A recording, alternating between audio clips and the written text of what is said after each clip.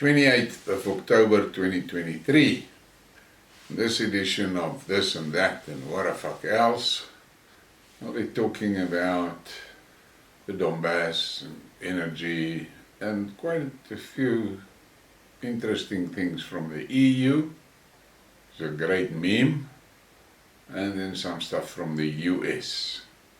And there's a great back page for the guys. But this was a difficult week. Before I start about that, let's take a look at Russia, and we go to Altai. Altai is not just a point on the map. It is a whole mountain system stretching for about 2,000 kilometers. It is located in Russia, Kazakhstan, Mongolia and China. In these photos you can only see its Russian part, of course. Enjoy!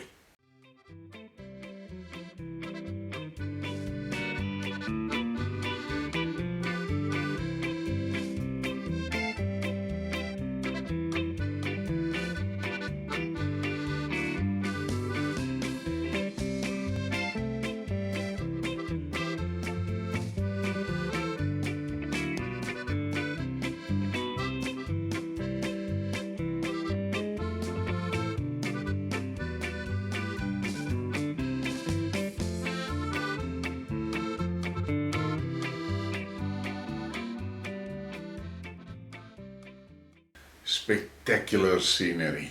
I would love to see it with my own eyes, but who knows. This was a rough week for me, and I did a few what the fuck moments that got a few guys quite hot under the collar. What is strange to me is if I report about something, say like in this one I reported about OHM, there's people that automatically assume that I support OHM. The same happened with my Gaza stories. Because I support the Palestinian people, people assume I support Hamas. I don't think that's cool. But in any case, that is my life. Let's start in the Donbass. Drones used in Crimean bridge strike, developed with Western spy agencies. The UAVs were developed as part of an operation involving the CIA and other Western intelligence services, according to the Washington Post. Now, the question I'm asking myself, these Westerners that are doing all these types of things there in the Ukraine, what will they do if Russia retaliates against them? Not against Ukraine, against them. What will they do? And then we have this. Elon Musk called Ukraine and Russia cousins. I think we should stop senselessly sacrificing Ukrainian youth in the trenches, conclude a truce and begin the process of normalizing relations with Russia, the billionaire said. In his opinion, the West is pushing Ukrainians and the Russians to kill each other. And I have spoken about this previously. I've seen interviews with Russian soldiers and Russian officers in which they say it's quite difficult for them because to them it is almost like a civil war. But that evil Americans with their lackeys in Europe just keep on pushing war. And then we get this. Ukrainian MLRS missile fired into a residential building in Kalininsky district of Donetsk. Now there's a lot of noise that's being made about what's going on in Gaza, but Ukraine has been bombing the Donbass. since 2014, and they're carrying on. Now, their last stronghold is in Avdiivka, and the Russians are busy smoking them out there. Now, the reason why the Russians are struggling to get them out of Avdiivka is for 8 years, Ukraine has been working on that town, turning it into a fortress. They've got a lot of concrete bunkers and things like that there. But the Russians are taking them out slowly but surely, and I've read a post on Telegram where somebody mentioned that there is, in the Russian military, there are now people coming in saying the Russians would actually just carpet bomb Avdiivka. Well, the Russians don't do that type of thing, but maybe they should. And then we get to energy. And this is just for your information. Take a look at this. This is a graph that shows you what happened to us here in South Africa with load shedding. Look at that and imagine the damage to the economy. And then we get to the EU. The EU washes its hands off Ukraine after US refusal to fund Ukraine. The EU has absolved itself of responsibility after the US Congress adopted a budget without taking Ukraine into account. EU Foreign Policy Chief Joseph Borrell said that Europe would not be able to replace the USA in supporting Kiev. The EU will definitely not be able to replace the USA, although Europe is now stepping up assistance, the diplomat said. Borrell added that the EU was counting on the resumption of US involvement in the issue. Well, the EU has taken so much money away from their citizens and pumped it into Ukraine. And what we can see is that slowly but surely, country after country, there are changes in the political swing. I don't think this Ukraine thing is going to end well for the EU and for NATO. And then we've got that Ursula von der Leyen. When EU chief accuses Russia of acts of pure terror by striking Ukrainian energy infrastructure last year, but when Israel actually imposes lethal blockade on Gaza Strip, nothing but support for Tel Aviv. Humanitarian crisis unfolding in Gaza Strip as UN blasts Israel for keeping people in Gaza under unlawful blockade for 16 years. That Gaza thing is going to turn into a hot tamale for the EU, or for the whole West basically, because these woke lipshits in charge of the West are now getting a hell of a lot of resistance from the populations. And then we have this burner. Former German Chancellor claims Biden administration blocked Ukraine from agreeing to the peace deal in 2022. And the poster on Twitter said, "How many people have died because of this?" To the Stand with Ukraine crowd, this is your side. Well, I am seeing interesting political moves happening. It looks like people are beginning to wake up. And this one is interesting. In Switzerland, opponents of NATO, the EU, and arms supplies to Ukraine have won. So there is a government change in Switzerland. The right conservative Swiss People's Party, which favors limiting immigration, strictly enforcing neutrality, the country's non-participation in the EU and NATO, and maintaining a ban on arms re-exports to conflict zones, including Ukraine, has won. Switzerland's parliamentary elections. That is interesting. And then listen to this one. The Spanish minister called on the EU to impose the same tough sanctions on Israel as on Russia and to bring Israeli leaders to justice in The Hague. What the hell is that one?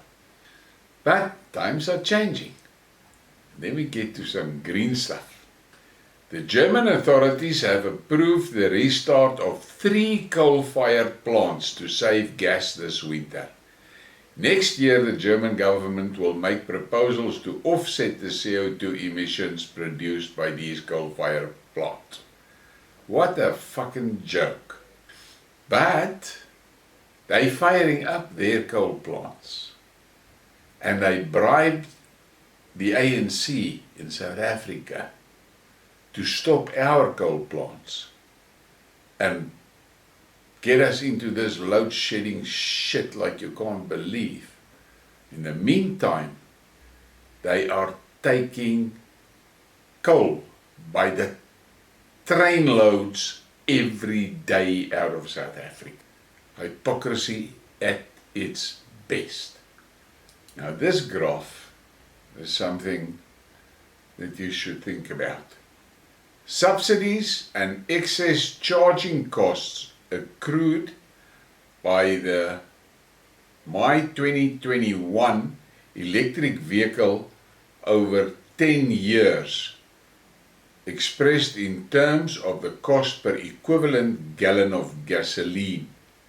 Now look at that graph, and the cost on that electric vehicle equates to a gasoline price of $17.33. Let that sink in. That is fucking madness. But the greenies don't take note of this. They don't. And then we get to the memes.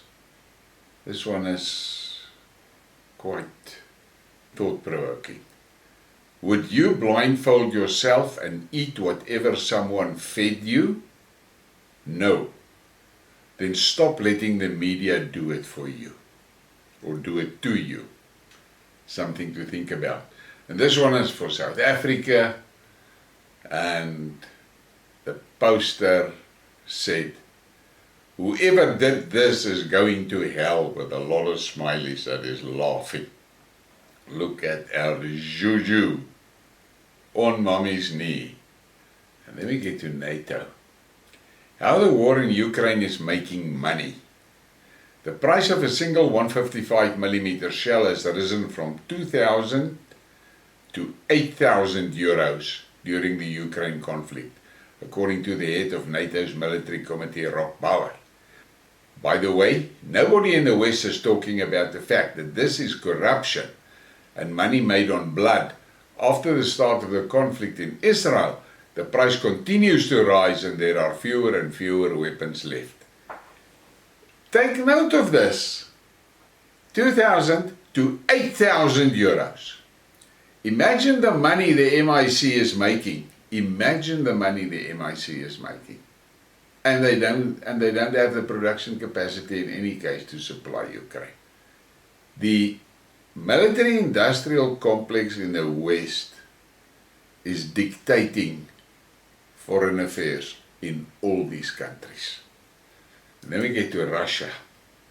New Russian missile air defense systems destroyed 24 Ukrainian jets in 5 days, Defense Minister Sergei Shoigu said. He added that in the past weeks, Ukrainian servicemen have been laying down their arms at an increased rate, which likely signifies that Kiev's chances on the battlefield are dwindling.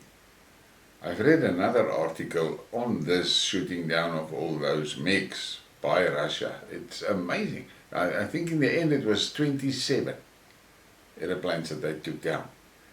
And the pilots that survived all said the same thing. They got no warnings on their systems in the airplane warning them of a missile tracking them or coming for them. The Americans don't know how it happened. They don't know how that happened. So it seems like those missiles is in stealth mode or something. Plus, another thing is, these planes were shot down well beyond the safety zone that Ukraine thought they had. So these missiles is not only basically invisible to the plane, they also have a hell of a long range. The West is worried, and there's now whispers that the missiles comes from Iran. And then Putin. We are one people, we have one homeland, and a common responsibility for its well-being and security. Now, maybe these fucking racist ANC and EFF should take note at what Putin is saying here. We are one people, we have one homeland, and a common responsibility for its well-being and security. But now, here in South Africa, these fucking cretins, they want to kill certain ethnic groups in South Africa. Then we go to the Ukraine. If we don't change state policy now, if we don't start supporting the family now, in 10 or 20 years we won't have anyone to represent in this sitting room of the Verkhovna Rada in Ukraine. That's what that member of parliament said. It is estimated that the young adult generation of Ukraine, males in their 20s, have already been reduced by 80%. And today, Parliament member Koncharenko spoke about the fact that the birth rate in Ukraine is falling catastrophically and is as low as 0.7. Soon they will also start mobilizing young women. The future of Ukraine as a nation is sealed. With no young couples and no children, a country is bound to disappear. But they should wake up. This is part of the fucking plan. What you are seeing there is a genocide of the Ukrainians. And it is being driven by those cretins sitting in the shithouse in Washington. And I heard one of my members on my WhatsApp group now gave me a new name. It's called the United States of America. Think about this. They are busy wiping out the people in Ukraine. And the Western taxpayers are paying for it. And then we get to the US. With Israel getting this massive crisis dumped onto its lap, when the US is in the worst position in decades to help it out, I think we can finally dispense with all this elite 12D chess and Turbo America crap. The empire is clearly coming apart at the seams. Very appropriate. And then we get this. Fox News reports that the US Marines have run out of military uniforms and military personnel are forced to buy them with their own money. Great, send another couple of $100 billion worth of military equipment to Ukraine and you will be left without supplies at all. Think about that. Let it sink in. And then we get to this guy. Just a reminder that when this born-again evangelical came to office, there were around 1.5 million Christians living in Iraq. Now, they are only around 150,000. Let that sink in. That is what they did in Iraq. Slaughtered the Christians as well.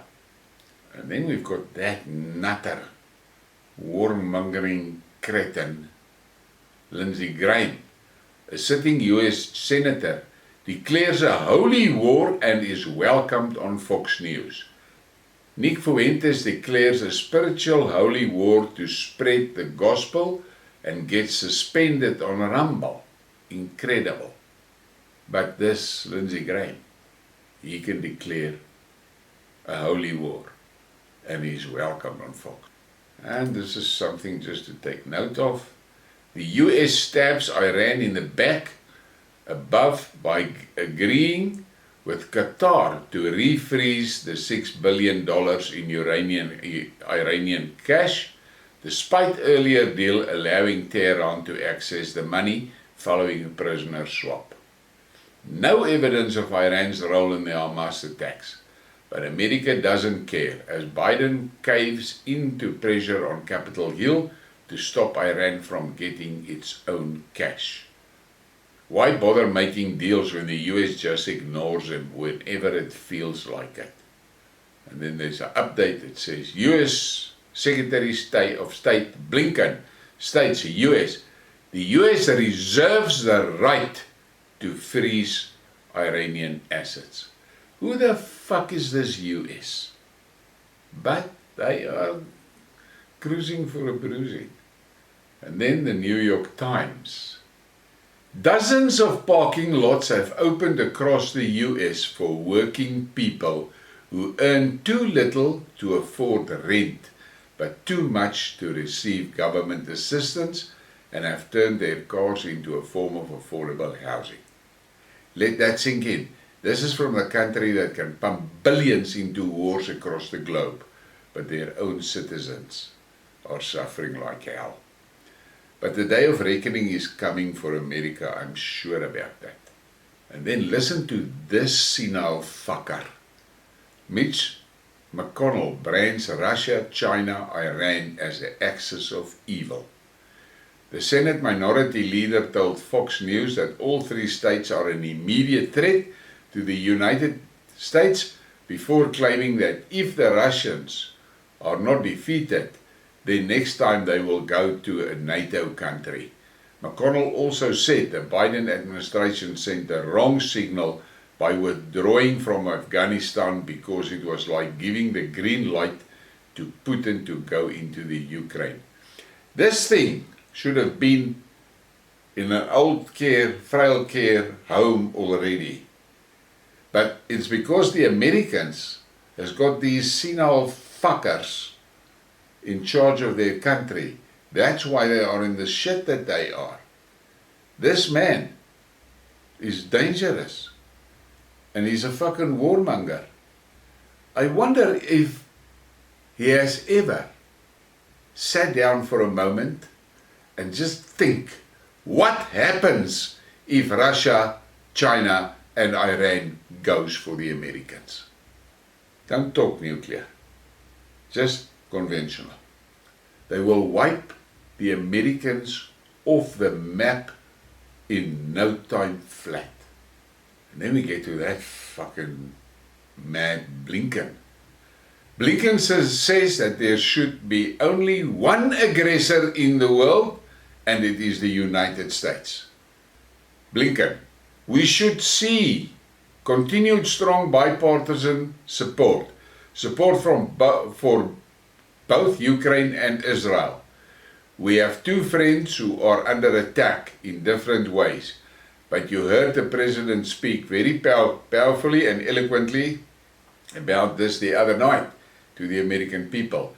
We know that if we allow aggression to act with impunity, be it a state like Russia, be it terrorists like Hamas, we will open a Pandora's box of other aggressors around the world who will try to get away with the same actions. We need to support our friends. But if you look at these guys from America and Europe talking, all you can see, if you are a keen observer, in their body language, panic, panic, panic, panic. The bells are ringing for them. Now we get to this guy. Russian mobilization resources continue to remain undertrained, understaffed and unprepared for combat. John Kirby.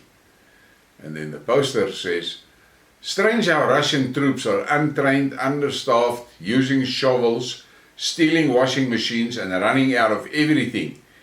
Yet the NATO trained and equipped army can't take a destroyed village called Robertino.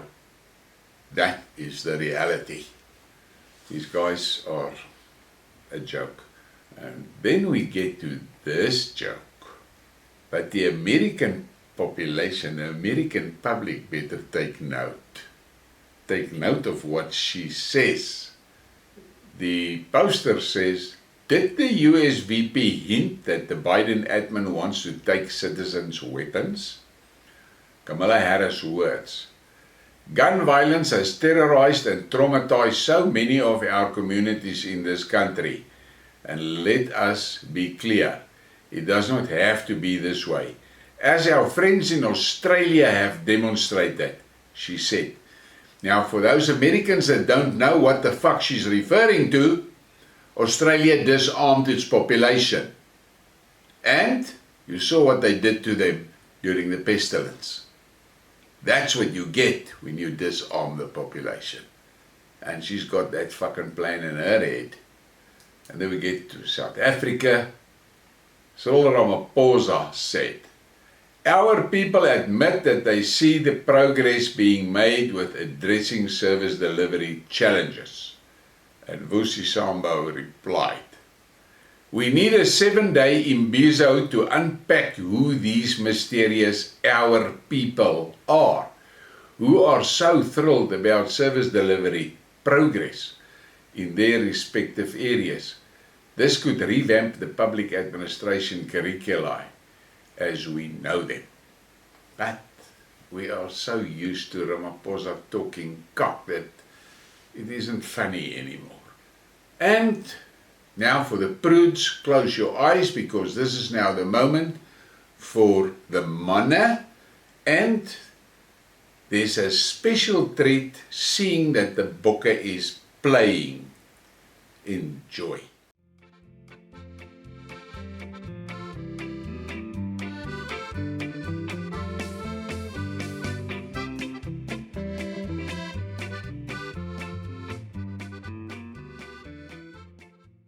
Well, if she should run on the field, the All Blacks will be powerless.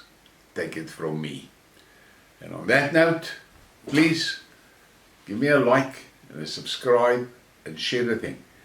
Let's see if we can't get the subscriptions to 10,000. And for the people in the description, in the video, there is the options of how you can support the channel, and I want to thank the people that support the channel financially again. I really appreciate it. But I also suggest that you join my Telegram channel, because this channel doesn't like the shit that I'm talking, and at least you can have contact with me there. But I'm sure the rugby is going. This thing is now going to upload while the rugby game is on. So, who knows? See you again next time.